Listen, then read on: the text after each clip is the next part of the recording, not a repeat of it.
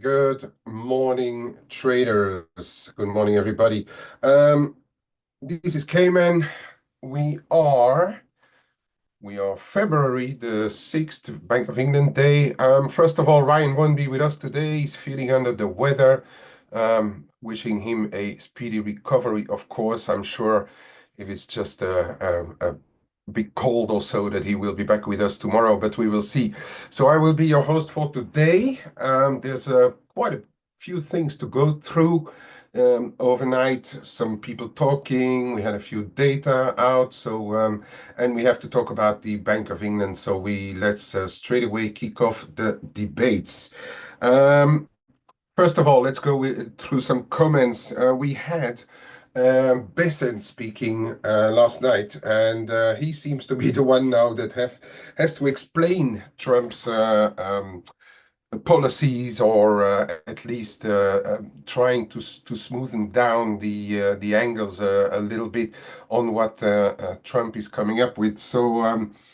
Last night he spoke about him and Trump focusing on the 10-year yield, and in particular saying that the increased energy production will probably have a negative impact on inflation, and therefore will weigh on the yield. So he is again sending us to watch the 10-year yields as if we didn't know yet, but he's just reaffirming that they are closely watching it.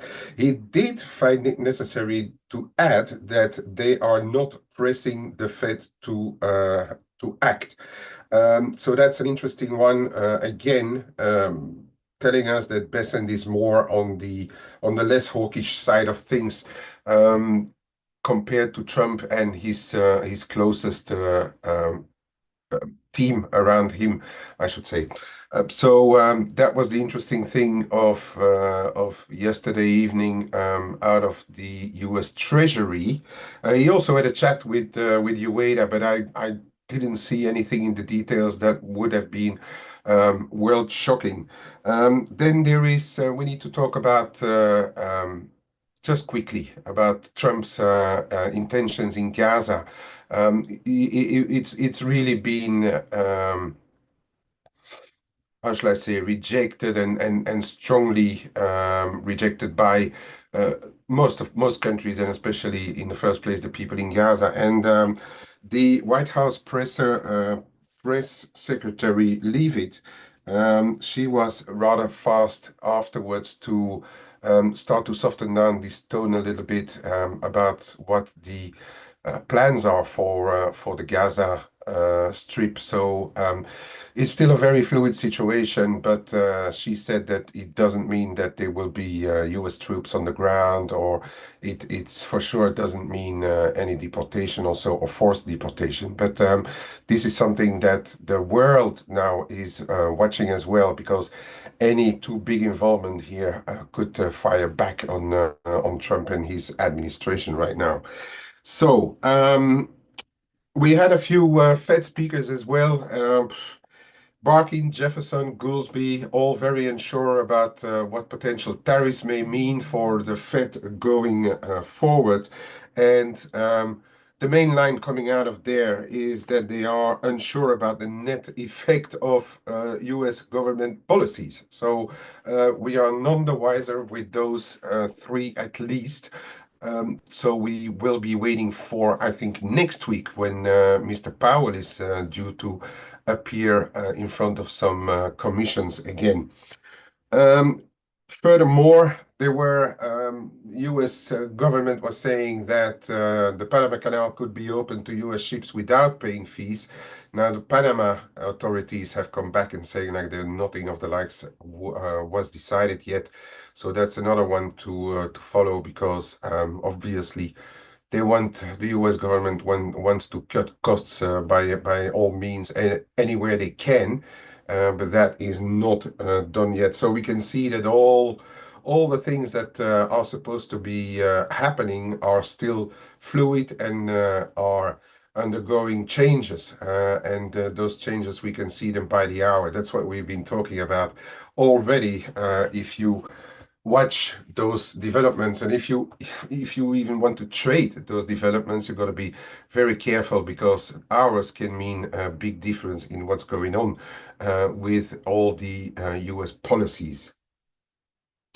Over to, oh no, I need to mention something, and we'll have a look at Canadian dollar, of course. Trudeau yesterday came up, and I saw an FT article saying that he summons the business leaders to cut the dependence on the US. So that's a bit of an interesting one, and I don't think that it's going to help the Canadian dollar by any means, because how, as Canadian businesses, how are you going to cut ties with your biggest trading partners? I think there's a bit of water to flow under bridges there before they can even start to think about cutting ties to their US trade partners.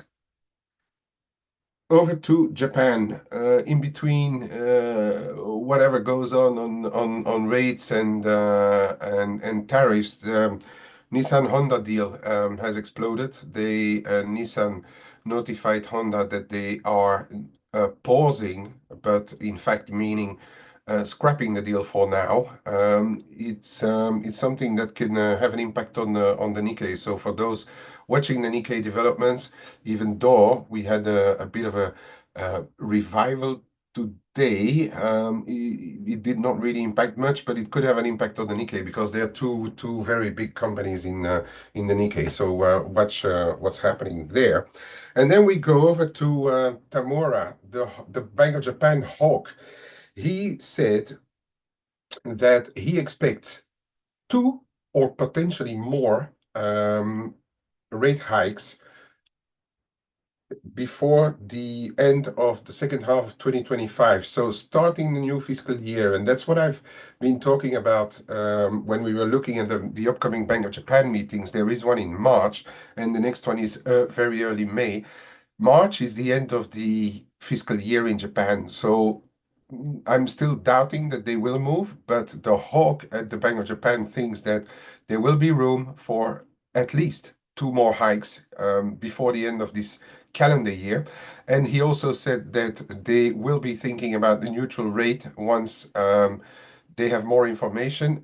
But he did say that 1%, which is 50 bps higher than where we are now, that the 1% is not necessarily the neutral rate. So that was a pretty hawkish comment. That was what sent the dollar yen under that big 152 level, which we already mentioned quite a few times. We are rebounding now a bit. The dollar is rebounding in general as well.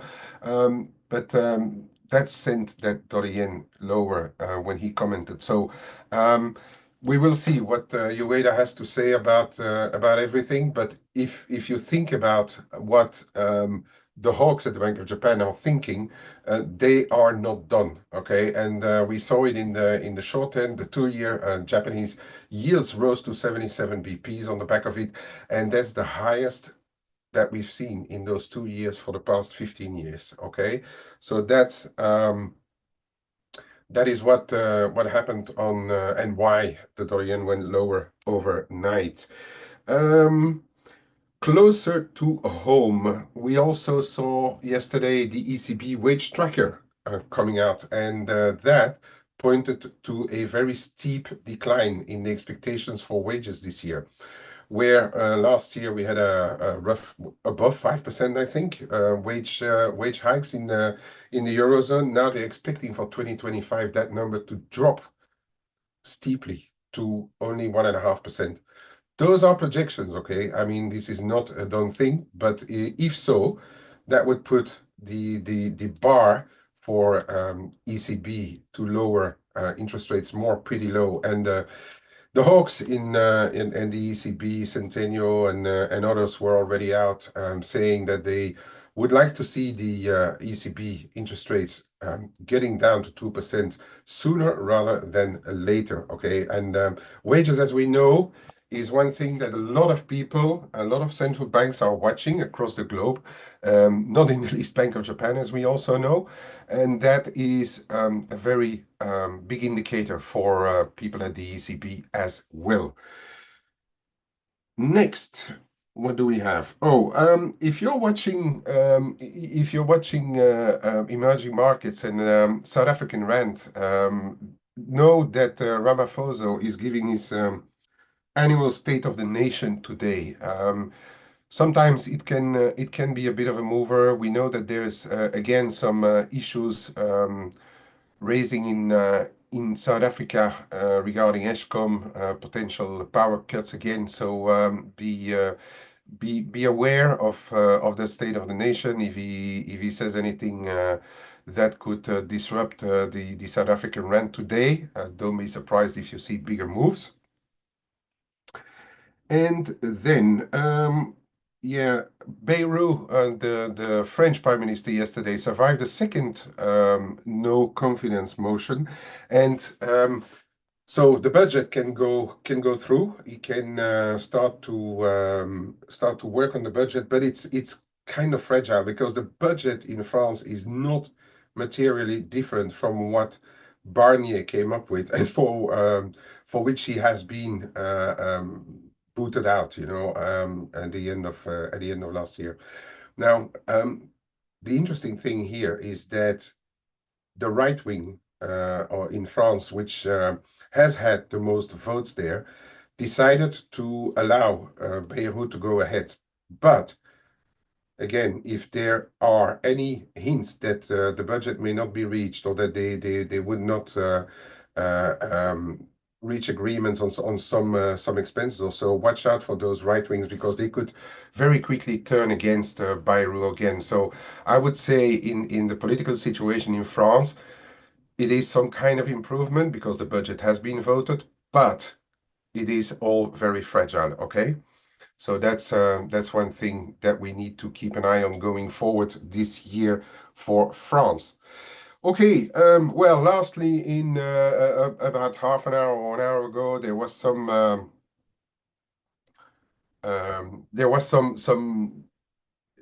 article in the UK Express paper saying that Keir Starmer may want to axe Rachel Reeves in a big cabinet reshuffle.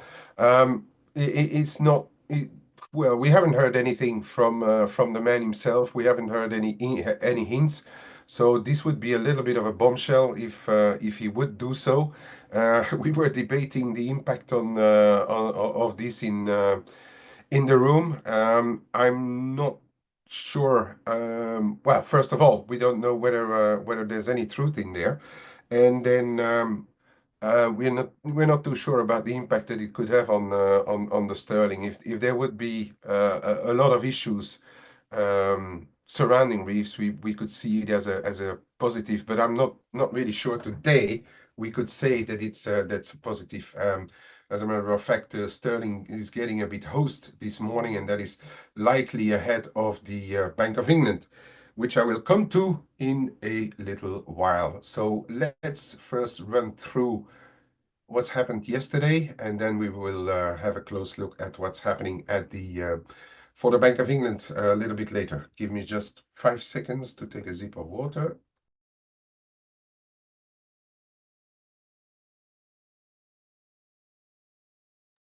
Okay, here we go again. So first of all, yesterday we had a pretty negative trade balance in the US. There's a lot of temporary factors in there. So I guess we will need to look at how this trade balance evolves in the new year.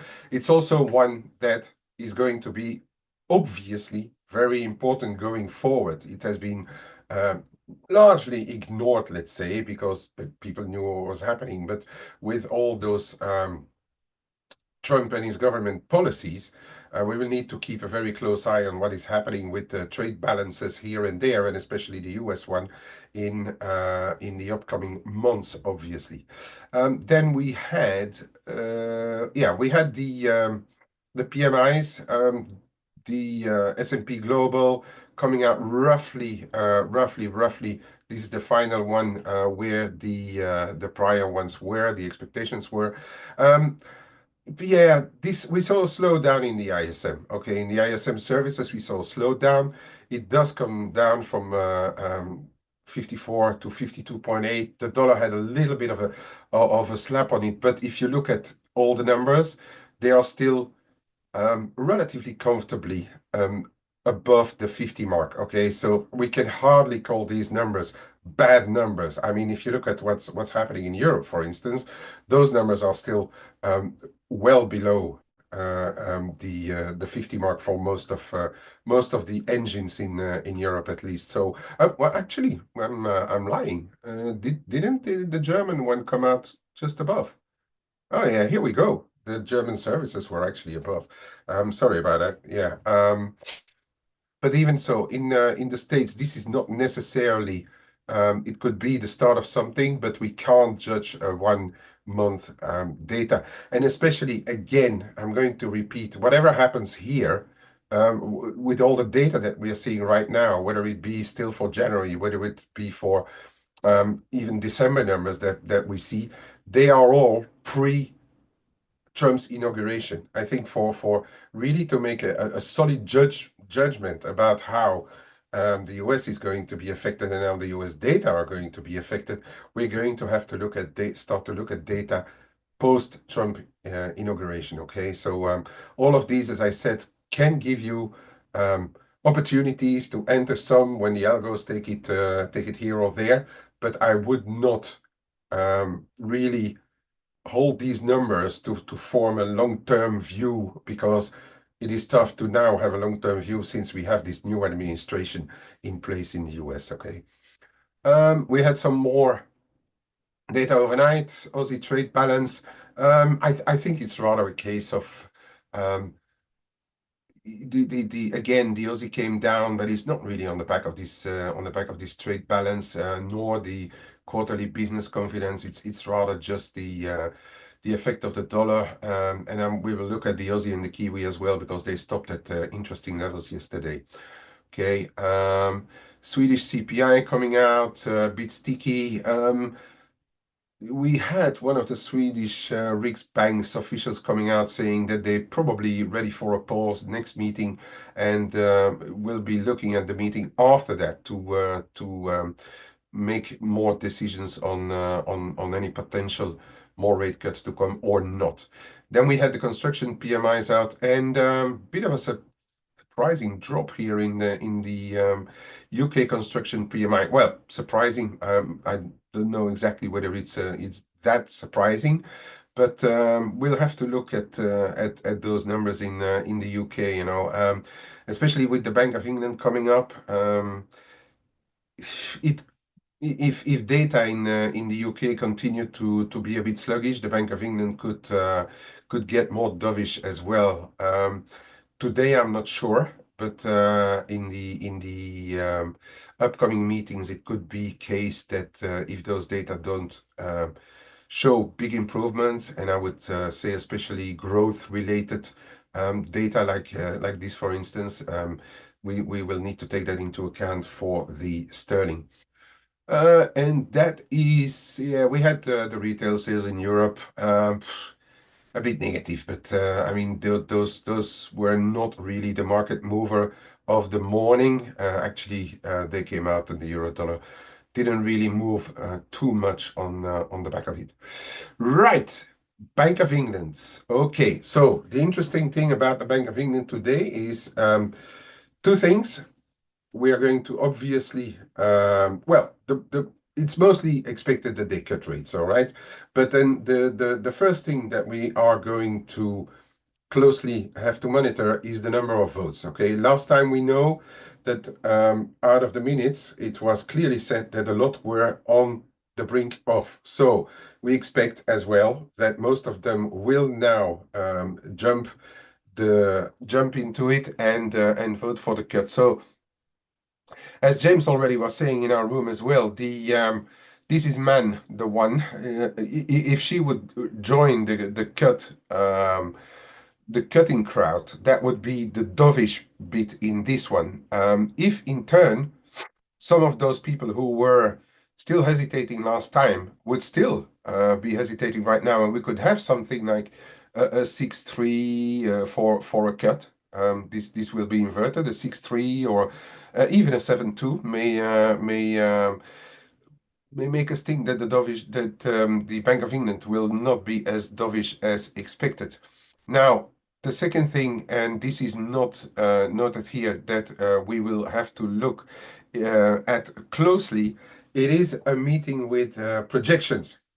And there we will have to monitor two things: what their expectations are for CPI. We have seen CPI come down pretty sharply of late, but and again, CPI is one thing, obviously, since the Bank of England is still relatively high in their interest rates. They're still going to be around at 4.5 if they cut today. But it's so inflation is going to be important, especially if it comes closer to 2% again. But I think growth here. We have seen a bit of anemic numbers there coming out for England, for the UK of late. And last projections, if I'm not mistaken, the growth was expected around 1.5. They could soften it down to, for instance, a bit of a range, 1 to 1.5, or but if they go any lower, or if they pin it to only 1% or go half to 1%, that's going to be seen as dovish. Okay, and that is the risk today as well for the sterling. And then I'm really not looking forward to that one. Half an hour later, and this is not on the calendar here, since it's a projections meeting, it's on the Bank of England page. I think we will have the press conference. I'm really not looking forward to that one. But anyway, and as we know, with Bailey, anything can happen.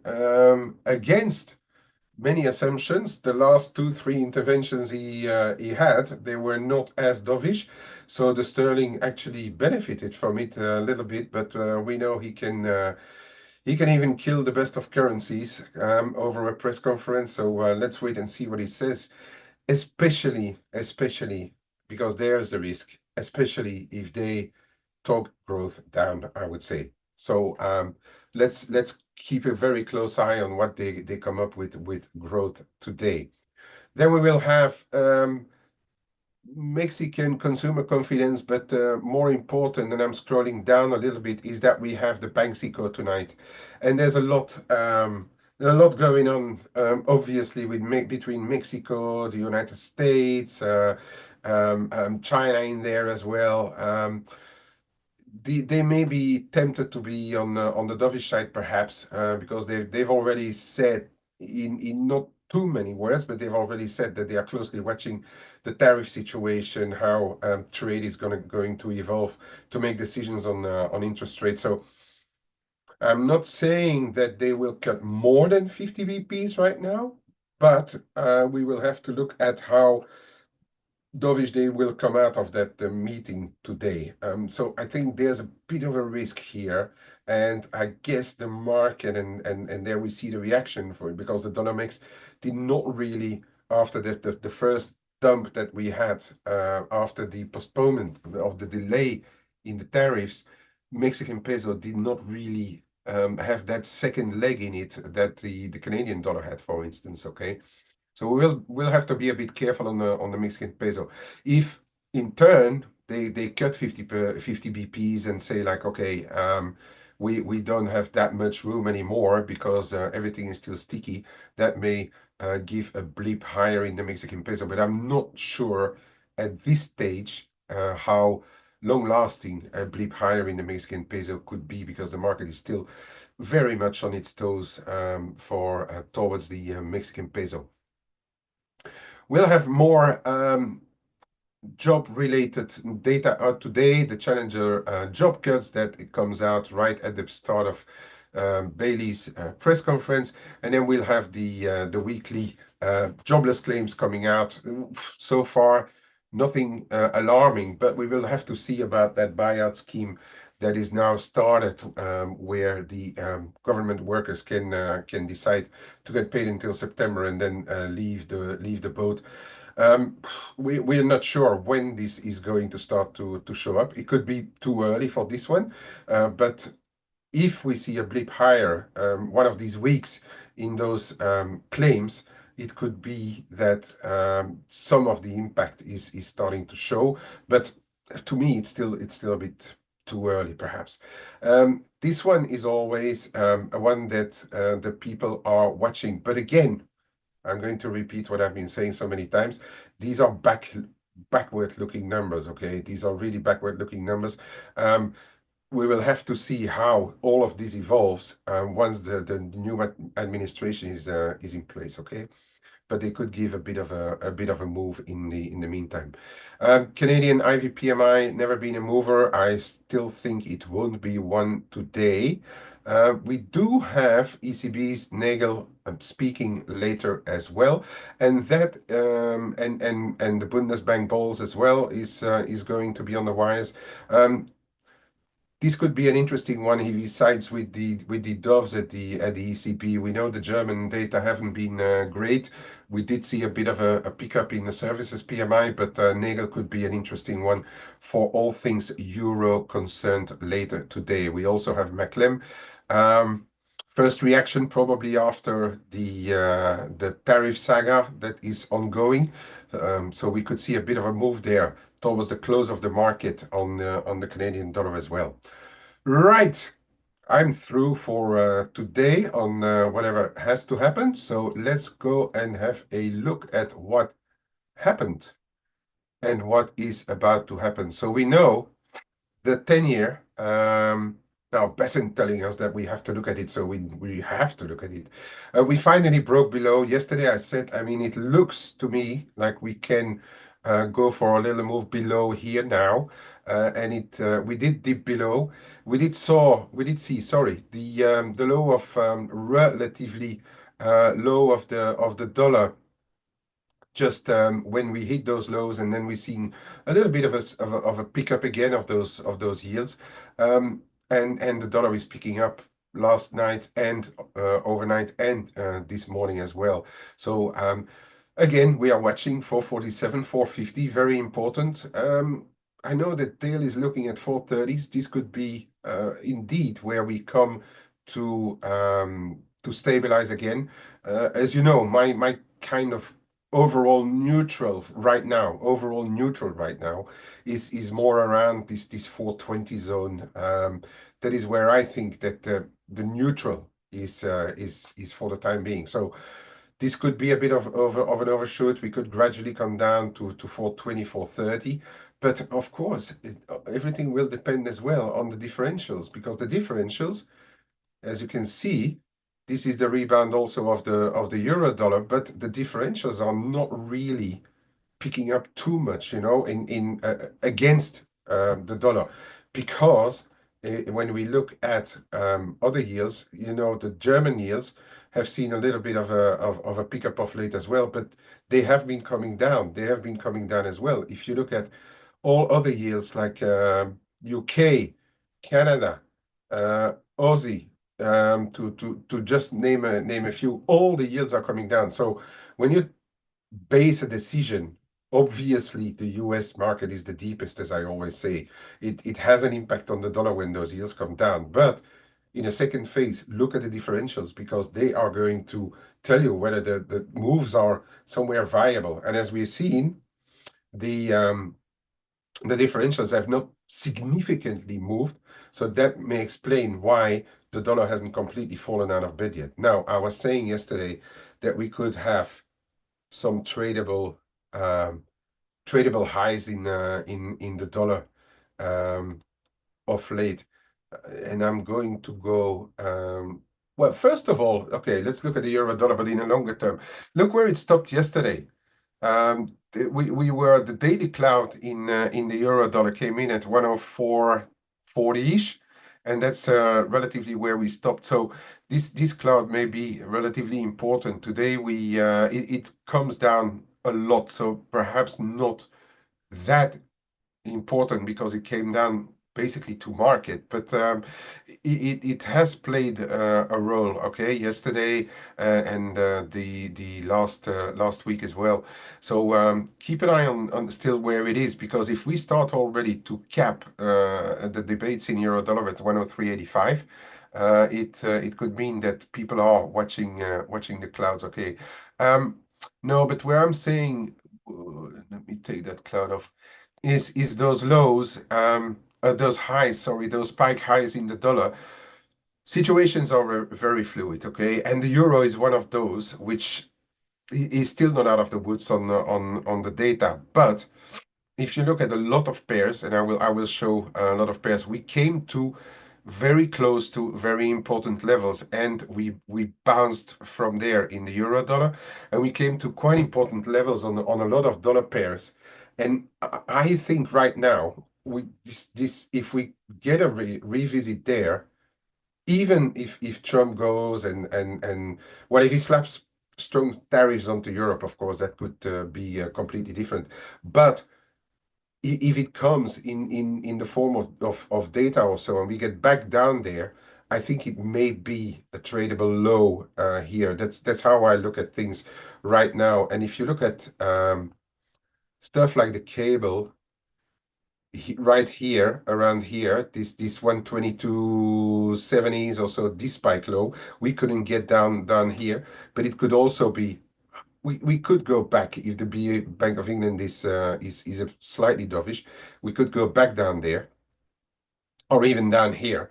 A lot will depend on the Bank of England. But if it's the dollar side of the thing that will de decide, this could be again, in my opinion, a pretty decent tradable low. And then if you look at the dollar yen has had a tradable high around 156 again, 155.80, and then we moved back up to 155 and a half, and then we dropped again like a stone.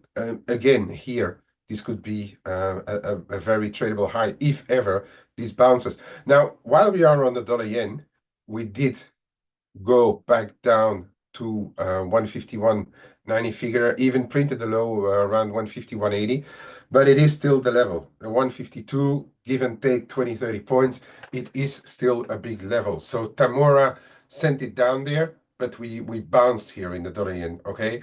So I think it's still a level that we need to pay very close attention to. Signs are, and we will see what happens during the meeting that Trump has with Ishiba. I think Ishiba is going to promise a lot of investments again. But if we come out of this meeting and dollar yen breaks again 152, I think we could see a deeper move down. 148, that'll depend on what the dollar does in the meantime. But I think at least 150 and a half, probably a bit of a test, potentially sub 150 is possible. Now, and also, and that was in the numbers last night, we saw, and I'm going to take those numbers back because it is pretty interesting. Oh, where? Okay, no, leave it. We saw actually, and those are numbers for past week, okay, and the week before. We actually saw quite a big sale in foreign bonds by the Japanese accounts. Remember what I told you about the Japanese whales when they decide to get out of foreign bonds and get more into JGBs. Um, I'm not saying we are at the start of straight away because we saw big inflows in those foreign bonds the weeks prior, but pay attention to those bond flows, okay? Because they will have an impact here on the yen as well. If Japan if the Japanese whales decide to repatriate, your dollar yen will have a big difficulties to go much higher again, okay?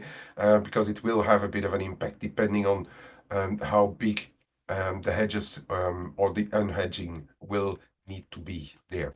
Okay, so there is one to keep an eye on now on those bond flows, okay, that the Japanese are doing. So that's about how it looks for the dollar yen right now. And look, I'm just wanting to say, right? Yesterday as well, maybe because this is the daily, I'm just going to take it out just for clarity of the chart here on the longer term. So to me, there was this zone here that I said somewhere 60 and a half up to 61 and a quarter. Again, we're coming back now a little bit from the highs that we saw, but again, I think this could also be a tradable zone. If we would get a revisit there, I'm going to be very interested. Um, that is something that I'm seeing on a lot of those currencies.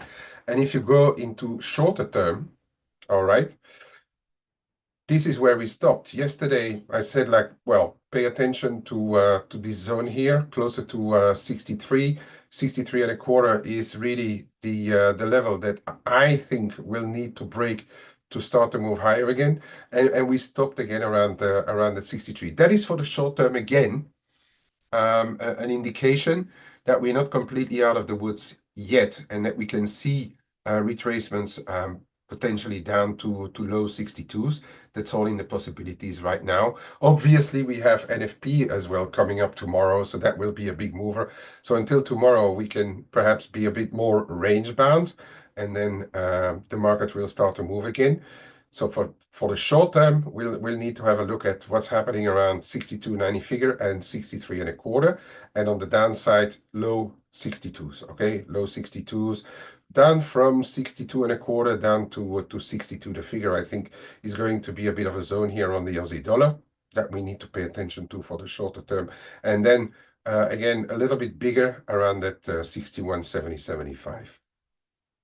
If you look at the Kiwi, done pretty much the same thing. And again, there, I'm going to repeat, all those pairs, all those dollar pairs have been seemingly the dollar high and the other currency the low, seemingly put in tradable lows for me.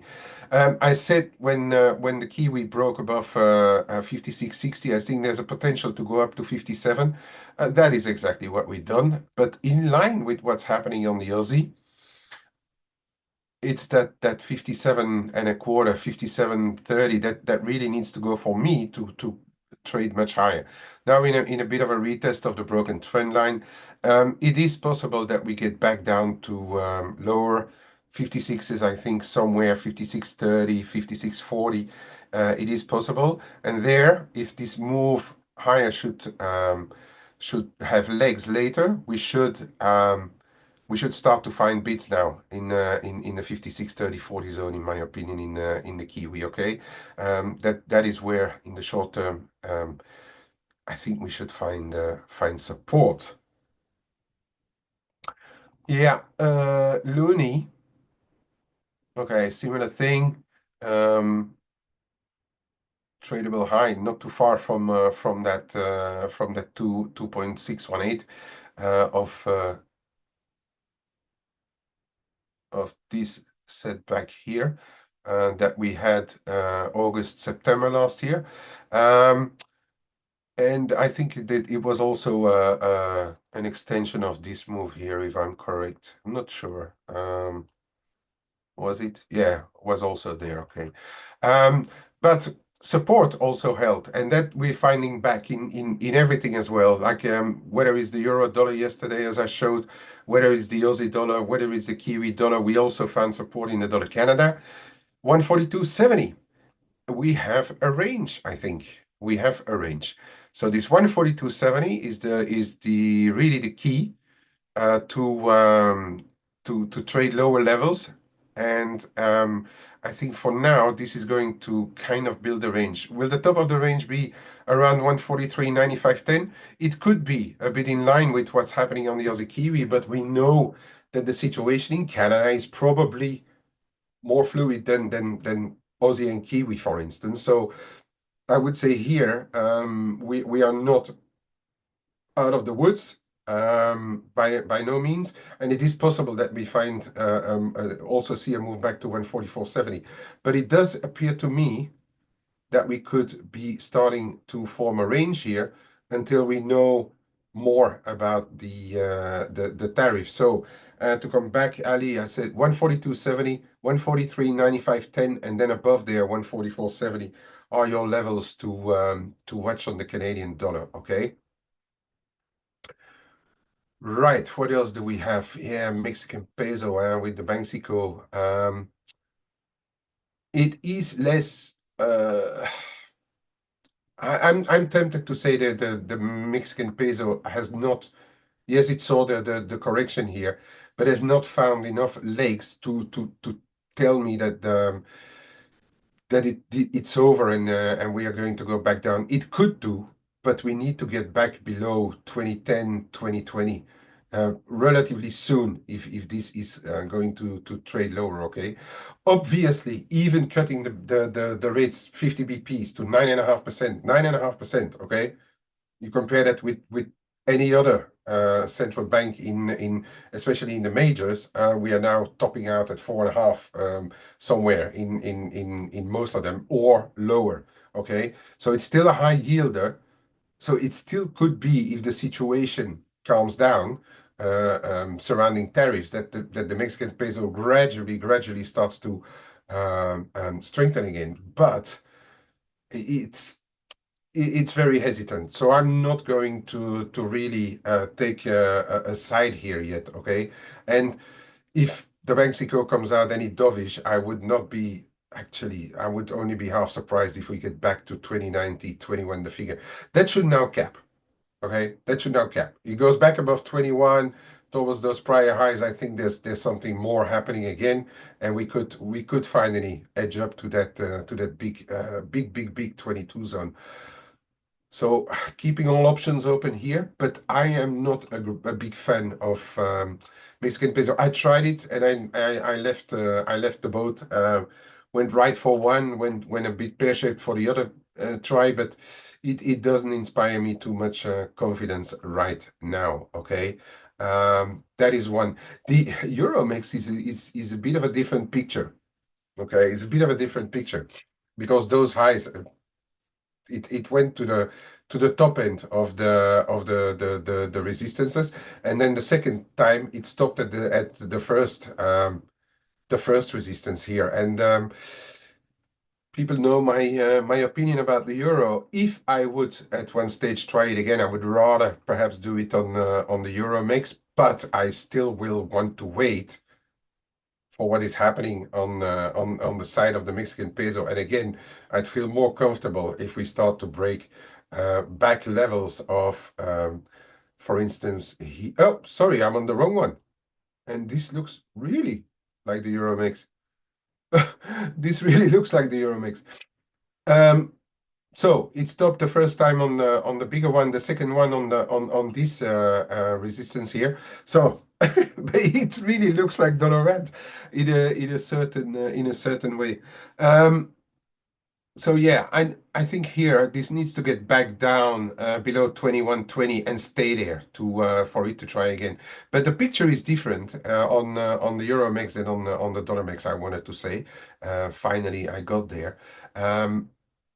So yeah, but the risk is the Banxico, and the Banxico could potentially put it back up there, up in the 21.50-60 zone. That is also very possible. Okay, that for the Mexican peso over Banxico. Anything else, guys? You're looking at? Just want to Euro sterling, Dimi, yeah, and Euro yen, yes, sir. Euro sterling. And well, I have to talk about the sterling, yeah, on the Bank of England.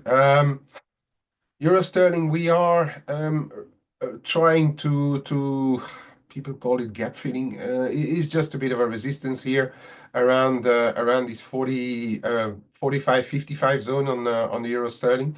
I think more importantly, depending on the Bank of England, is going to be this 83, 75, 80 zone.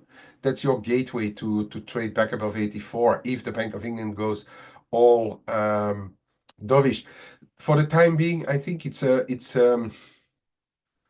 the late longs in sterling are getting hosed a bit, and perhaps this um, story with Starmer not inspiring too much confidence.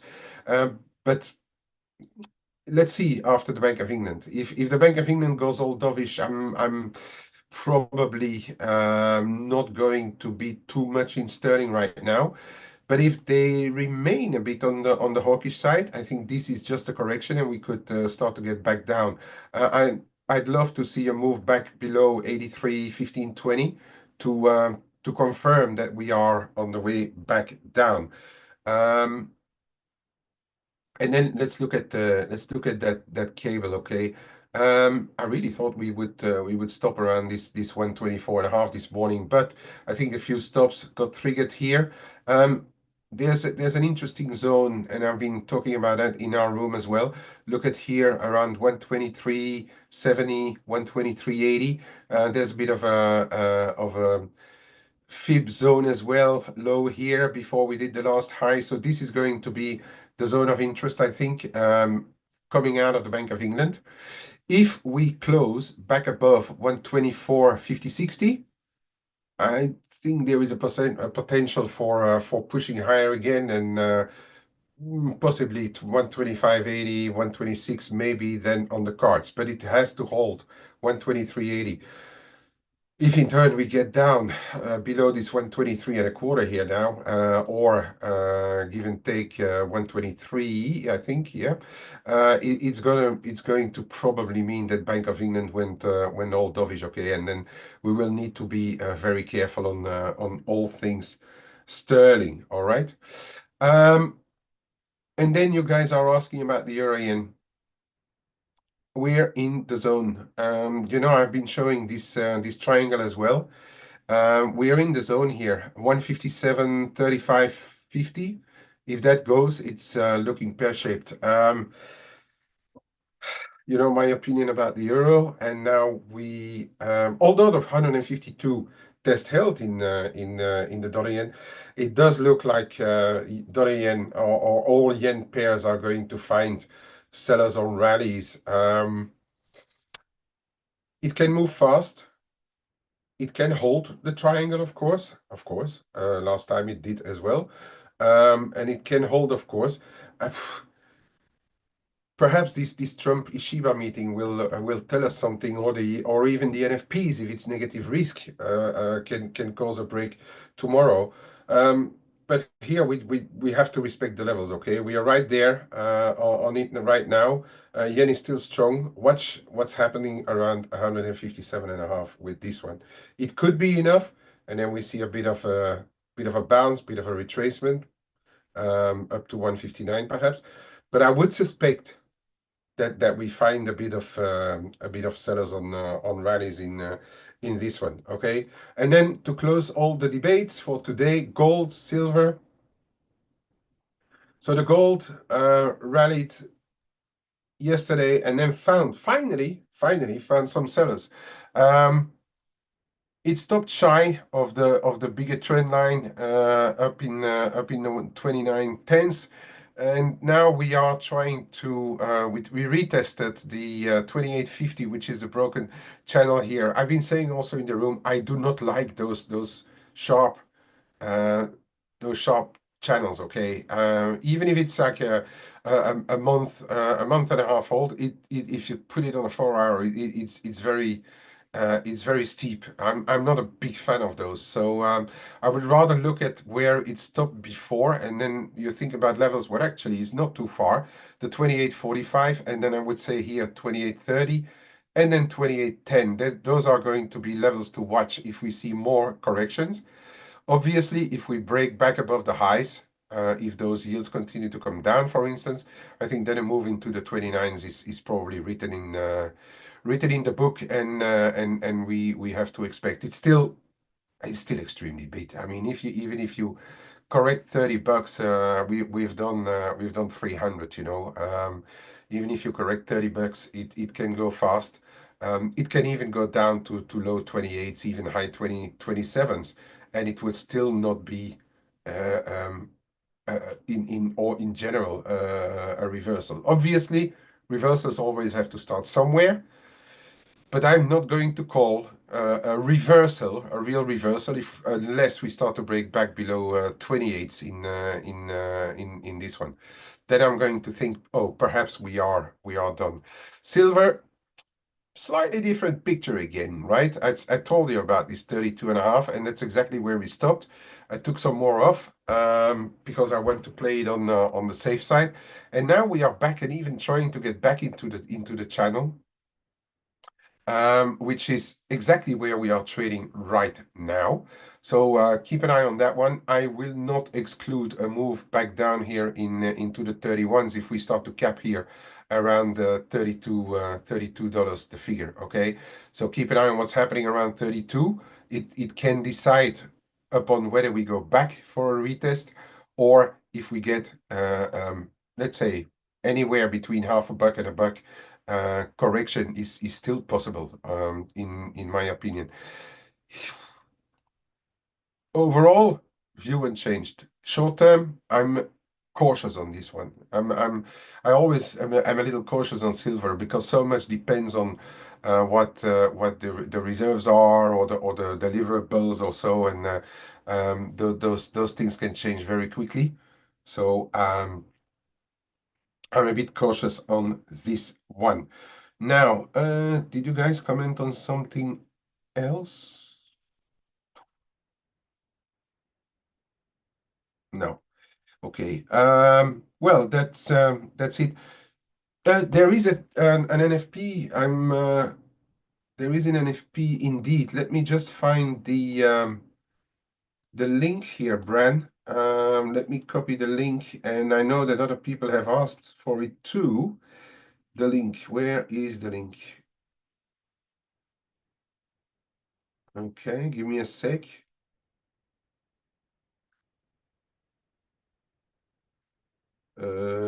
Here. There is the link on the for the NFP competition this month. Just a quick reminder that you need to reply with your guesses to the original post, okay? No other guesses will be taken into account. Don't reply on LinkedIn. Don't reply on other people of the team reposting the NFP competition. Just only reply with your guesses on the original post. And that closes the votes for me for today, folks. Trade safe over the Bank of England. It could be a pretty decent mover, okay? Because there may be decisions to be taken. Have a great day, and we talk to each other again tomorrow. Thank you very much for joining me today.